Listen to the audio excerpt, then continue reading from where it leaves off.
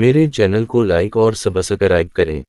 امام محمد باقر خاندان نبوت کے ایک پرنور چراغ کی حیثیت رکھتے ہیں۔ آپ ایک عظیم علمی شخصیت تھے۔ جب ہاشمیوں کے علم و تقوی اور شجاعت و سخاوت کا ذکر ہوتا تو لوگ آپ کا ہی نام لیتے تھے۔ امام باقر علیہ السلام کے والد امام سجاد زین العابدین ہیں۔ امام مظلوم حضرت حسین ابن علی علیہ السلام کے فرزند تھے۔ امام باقر میدان کربلا میں بھی موجود تھے اور اس وقت آپ کی عمر 4 یا 5 برس کی تھی۔ آپ کی پرورش مدینہ میں ہوئی اور آپ نے اپنی ساری زندگی قرآن کے حقائق اور اس میں چھپے علوم کی پرتوں کو کھولنے میں صرف کر دیا۔ اس لیے آپ کا لقب باقر العلوم ہے۔ آپ کے علم اور حاضر جوابی کا چرچا پورے حجاز میں مشہور تھا۔ ابن جوزی نے لکھا کہ امام باقر علیہ السلام اہل مدینہ کے بڑے تابعین میں سے تھے اور ان کا شمار تیسرے طبقے سے ہوتا ہے۔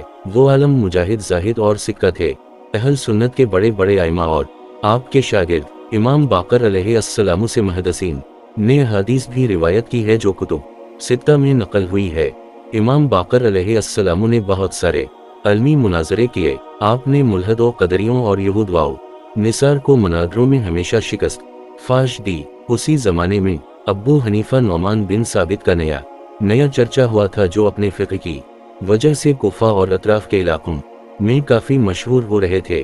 امام ابو حنیفہ نے تحصیل علم کے لیے کئی بار بصرہ، مکہ اور مدینہ کا سفر کیا جہاں انہوں نے کئی تابعین سے فیض حاصل کیا۔ لہٰذا جب 120 ہجری کے بعد آپ نے مدینہ کا سفر اختیار کیا تو وہاں آپ کی ملاقات امام محمد باقر سے ہوئی۔ روایتوں کے مطابق امام باقر علیہ السلام کے ایک شاگرد نے آپ کو ابو حنیفہ کے متعلق بتایا اور ایک دن امام ابو حنیفہ کے ساتھ امام باقر کے گھر تشریف لائے۔ امام باقر علیہ السلام نے انہیں دیکھ کر کہا یہ تمہارے ساتھ کون ہے؟ انہوں نے کہا یہ وہ شخص ہے جو صاحب بصیرت ہے، دین میں اثر و رسوخ رکھتا ہے اور قیاس آرائی کرتا ہے۔ امام باقر علیہ السلام نے پوچھا تمہارا نام کیا ہے؟ امام ابو حنیفہ نے کہا نعمان۔ امام نے فرمایا میں دیکھ رہا ہوں کہ تم کسی بھی چیز کو اچھی طرح نہیں جانتے اور مجھے معلوم ہوا ہے کہ تم نے میرے نانا کے دین کو اور ان کی حدیث کو قیاس سے بدل دیا ہے۔ امام ابو حنیفہ نے کہا معاذ اللہ، آپ کو کوئی غلط فہمی ہوئی ہے۔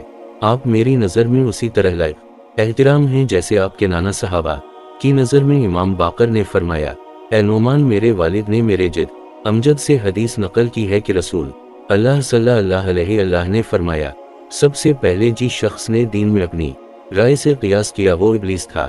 اللہ نے اس سے فرمایا آدم کو سجدہ کرو۔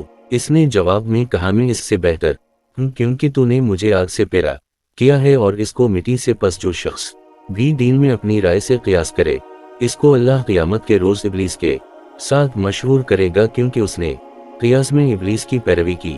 پھر امام باقر علیہ السلام نے ابو حنیفہ سے سوال کیا بتاؤ ان دو چیزوں میں سب سے عظیم چیز کیا ہے، انسان کو قتل کرنا یا زنا کرنا؟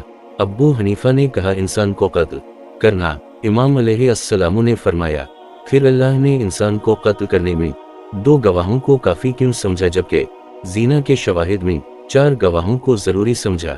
پھر فرمایا نماز زیادہ عظیم ہے یا روزہ؟ ابو حنیفہ نے کہا نماز۔ امام علیہ السلام نے فرمایا پھر کیا وجہ ہے کہ حائضہ عورت اپنی روزوں کی قضا کرتی ہے لیکن نماز کی قضا نہیں کرتی؟ افسوس ہو تجھ پر، تیرا قیاس کس طرح حکم کرتا ہے؟ خدا سے ڈر اور ان میں اپنی رائے سے قیاس مت کر۔